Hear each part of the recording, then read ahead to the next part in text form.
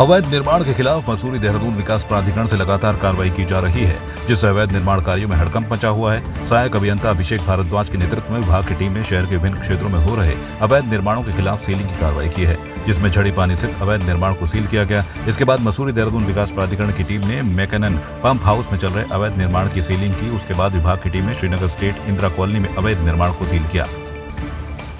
आज हमने 3 प्रकरण जो थे, जो संयुक्त सचिव महोदय के उसमें सुनवाई में चल रहे थे, जिनमें सीलिंग की आदेश संयुक्त सचिव महोदय द्वारा सुसंगत धाराओं के अंतर्गत आदेशित किए गए थे। उसमें एक हमने आज झरीपानी में भवन सील किया है, जिसमें जो कि नोटिफाइड स्टेट में था, जिसका नक्शा भी पास नहीं हो सकता। दूसरा हमने निर्माण सील किया है आज स्प्रिंग रोड पर, उसका भी मानचित्र स्वीकृत नहीं था, जो कि जिसमें उनके द्वारा नक्शा स्वीकृत नहीं कराया गया। तीसरा हमने निर्माण सील किया है श्रीनगर स्टेट में। तो हाँ, प्राधिकरण आश्वस्त है बिल्कुल के अवैध निर्माण के विरुद्ध हम लोग लगातार कार्रवाई करते रहेंगे, और जिस तरीके से एनजीटी के भी हमें निर्देश मिले हैं, और समय समय पर हम जितने भी अवैध निर्माण हमें मिलेंगे, हम उसको त्वरित रूप से कार्रवाई करेंगे और कोशिश करेंगे कि मसूरी को एक अच्छा हिल स्टेशन के रूप में हम आगे प्रोजेक्ट करें। पौड़ी जिले में कोषागार कर्मचारी संगठन ने सेवा नियमावली पूर्व की भांति यथावत रखने समेत 15 सूत्री मांगों को लेकर काली पट्टी बांधकर जताया विरोध। कोषागार कर्मियों ने कहा कि लंबे समय से समस्याओं के निस्तारण की मांग की जा रही है, लेकिन सरकार उनकी मांगों को गंभीरता से नहीं ले रही है। पौड़ी जिले में कोषागार कर्मचारियों ने परिसर में काली पट्टी बांधकर विरोध जताया और कहा कि सचिवालय कर्मियों की भांति उन्हें भी कंप्यूटर ग्रेड पे का 85% दिया जाए। बेरना क्षेत्र के दूरस्थ क्षेत्र राजकीय उच्चतर माध्यमिक विद्यालय चौसाला में विगत 2 वर्ष से गणित विषय का शिक्षक नहीं है, जिस कारण छात्र छात्राओं का भविष्य अंधेरे में है। शिक्षा विभाग ने 2 साल से विद्यालय की सुध तक नहीं ली, जिससे अभिभावकों ने चौसाला के विद्यालय में बच्चों और अभिभावकों ने शिक्षा विभाग और सरकार के खिलाफ जमकर नारेबाजी कर प्रदर्शन किया और कहा कि शिक्षा विभाग जल्दी गणित के शिक्षक की नियुक्ति नहीं होती है तो क्षेत्र के लोग उग्र आंदोलन करेंगे। विगत 2 वर्षों से राजकीय उच्चतर माध्यमिक विद्यालय चौसाला में गणित के विषय का अध्यापक न होने से 46 बच्चों का भविष्य अंधेरे में है। हम सरकार तथा शिक्षा विभाग से मांग करते हैं कि विद्यालय में गणित के अध्यापक की नियुक्ति अविलंब की जाए। बहुत बहुत धन्यवाद। महिलाओं को स्वावलंबन की दिशा में आगे बढ़ाने के मकसद से सरकार ने प्रदेश भर के 10 पहाड़ी जिलों में पहली बार महिला होमगार्ड की भर्ती निकाली है। जैसे जैसे आवेदन फॉर्म भरने की अंतिम तिथि 23 अगस्त नजदीक आती जा रही है, वैसे वैसे टिहरी जिला होमगार्ड कार्यालय नरेंद्रनगर में आवेदन पत्र जमा करने वाली भर्ती के इच्छुक महिला अभ्यर्थियों की भीड़ उमड़ती जा रही है। जिले के दूर दराज विकास खंडों में महिलाएं आवेदन फॉर्म जमा करने नरेंद्रनगर स्थित जिला होमगार्ड कार्यालय पहुंच रही हैं। उच्चाधिकारियों द्वारा पूर्णानंद इंटर कॉलेज मुनिकृति में है और 1 सितंबर से इनका प्रस्तावित है फिजिकल होना। सर, इनका फिजिकल में पहले तो इनकी रेस होगी, 2.5 मिनट में 500 मीटर दौड़ पूरी करेंगे, और क्रिकेट बॉल थ्रो होगा इनका, और लॉन्ग जंप होगा इनका। 3 आइटम होते हैं। यहाँ पे नरेंद्रनगर में यहाँ पे होमगार्ड की भर्ती हो रही है, और मैं चाहती हूँ, जैसे मैं खुद एक लड़की हूँ, मैं ये चाहती हूँ कि सारी लड़कियाँ आए और हमें ये चांस छोड़ना नहीं चाहिए, क्योंकि ये बहुत अच्छा मौका है हमारे लिए। क्योंकि हम अगर देखें तो कहीं ना कहीं लड़कियाँ हम पीछे रहती है, और हमारे लिए बहुत अच्छा चांस है, इसलिए हमें लड़कों से आगे जाना चाहिए, और ये भर्ती हमारे लिए बहुत इंपॉर्टेंट है। आप लोग भी आओ, फॉर्म जमा करो। यहाँ पे 23 तारीख तक दफ्तर ऑन रहेगा, तो जो भी महिलाएं इच्छुक है वो 23 तारीख तक आके अपना फॉर्म यहाँ पे सबमिट कर सकती है।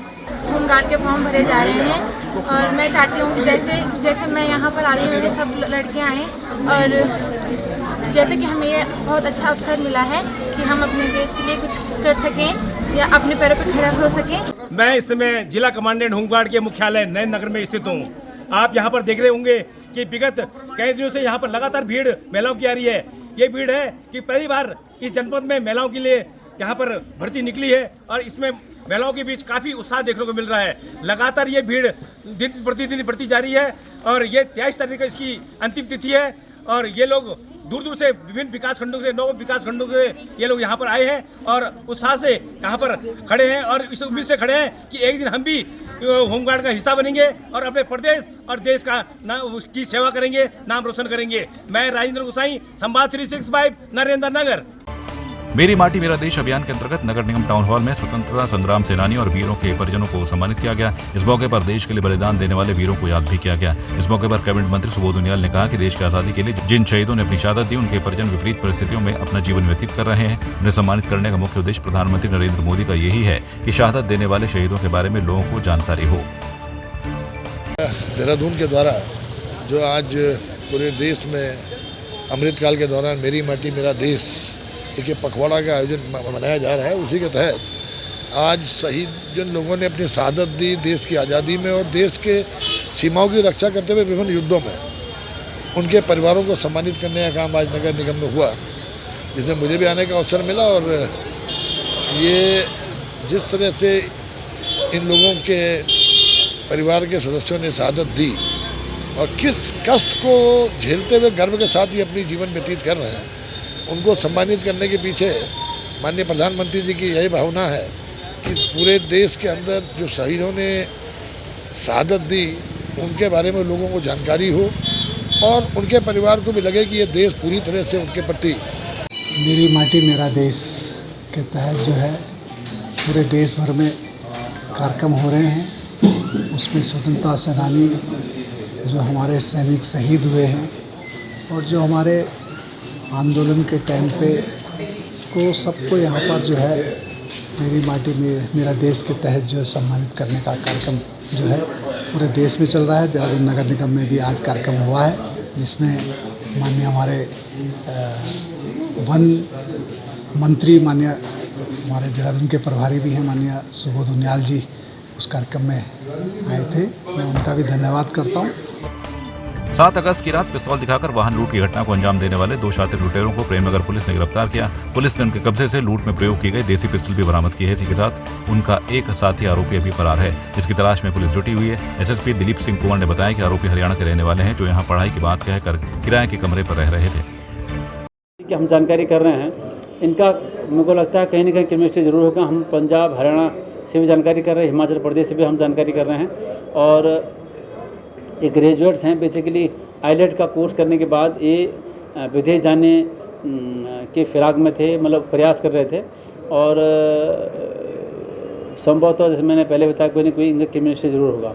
इसी कारण इन्होंने एक अपराध का यहाँ पर कारित किया है। हमने पूछताछ कर लिया उनसे। वैसे तो इनका ये है कि अब उतना उन्होंने बताया नहीं, लेकिन यह है कि कोई न कोई घटना के बाद फिर आए थे लोग।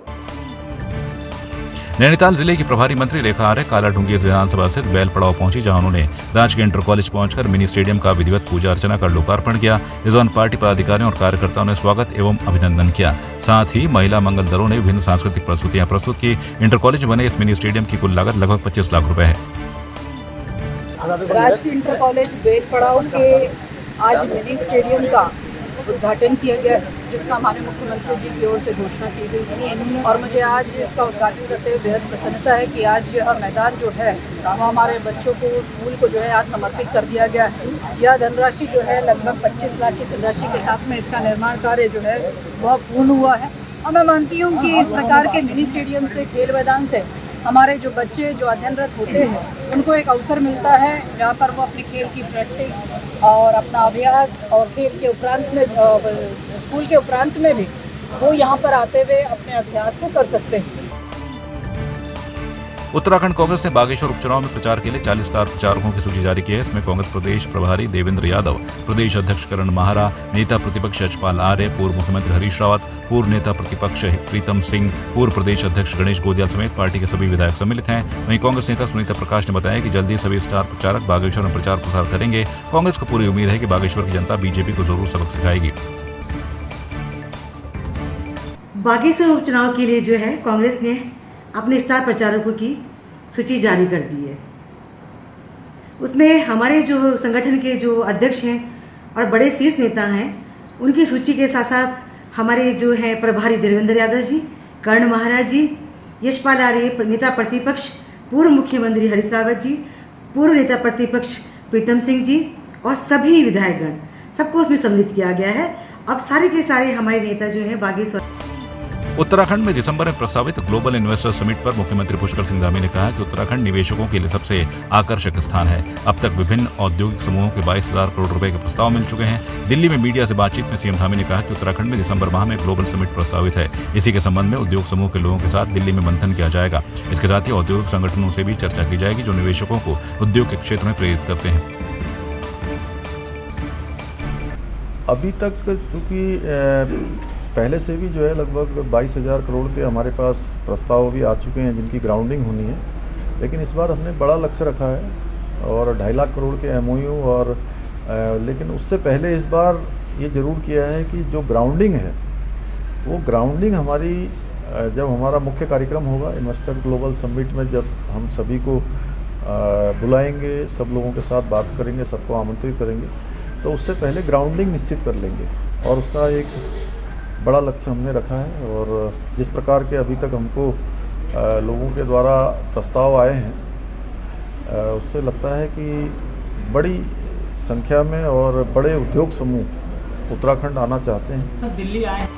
मुख्यमंत्री पुष्कर सिंह धामी ने बागेश्वर उपचुनाव में भारी मतों से जीत का दावा किया है। उन्होंने कहा कि बागेश्वर में कोई मुकाबले में नहीं है। बागेश्वर उपचुनाव असमय ही आ गया। चंदन राम दास जनता के आशीर्वाद से वहां से लगातार 4 बार निर्वाचित हुए थे। उन्होंने इस क्षेत्र में दास बनकर हमेशा जनता की सेवा की। उन्होंने अपना एक अलग व्यक्तित्व बनाया था। बागेश्वर में काफी विकास कार्यों को स्वर्गीय चंदन राम दास ने धरातल पर उतारा है। उनके समय के कुछ काम ऐसे भी थे जो भविष्य के लिए प्रस्तावित थे। बागेश्वर का चुनाव चूँकि वहाँ से एक ऐसा चुनाव है जो असमय ही आ गया और चंदन रामदास जी जो वहाँ से 4 बार से लगातार वहाँ की जनता के आशीर्वाद से वहाँ काम करते रहे हैं, वहाँ की सेवा करते रहे हैं और उस क्षेत्र के दास बनकर उन्होंने हमेशा सेवा की है।